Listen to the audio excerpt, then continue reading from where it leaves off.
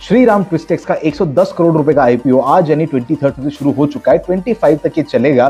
पर क्या ये टेक्सटाइल सेक्टर का स्टॉक एक हिडन जेम हो सकता है या नहीं? Let's talk about it in this video. अब ये कंपनी कॉटन यार्न बनाती है जो कि डेनिम से लेकर होम टेक्सटाइल तक हर जगह पे यूज होता है। देखो कंपनी में पॉजिटिव्स क्या है, प्रमोटर का कन्विक्शन सबसे बड़ा है क्योंकि ये पूरा आईपीओ एक फ्रेश इशू है, मतलब सारा पैसा कंपनी की ग्रोथ में जाएगा, प्रमोटर के पास कोई स्टेक इसका सेल नहीं कर रहे हैं। दूसरा, इसका जो ये 110 करोड़ रुपए आने वाले हैं, ये फ्रेश इशू का मेजर हिस्सा सोलर और विंड पावर प्लांट सेट करने में जाएगा ताकि इलेक्ट्रिसिटी कॉस्ट कम हो सके, एफिशिएंसी बढ़ सके। तीसरा, इनके क्लाइंट्स में Welspun living, Jindal world wide जैसे बड़े बड़े नाम हैं जो इनकी 10 साल की क्रेडिबिलिटी को प्रूव करते हैं।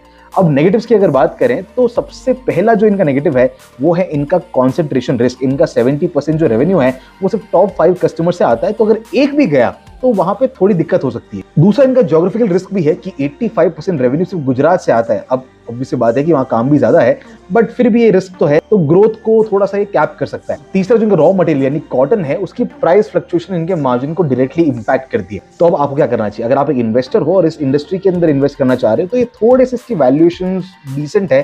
अगर इसमें करेक्शन आता है आईपीओ के बाद तो आप इसके अंदर इन्वेस्ट करने का सोच सकते हो। और अगर आप एक ट्रेडर हो और लिस्टिंग गेन के लिए पैसा लगा रहे हो तो बहुत ज्यादा मार्जिन यहाँ पर नहीं है पैसा कमाने का, बट अगर थोड़ा रिस्क ले सकते हो तो एक छोटे से लिस्टिंग गेन के लिए पैसा लगा सकते हो। मैं पर्सनली डे 3 के सब्सक्रिप्शन डेटा तक का वेट करूं, और अगर एनालिसिस अच्छा लगा हो तो 3 दिन का वेट नहीं करना है, अभी सब्सक्राइब करो।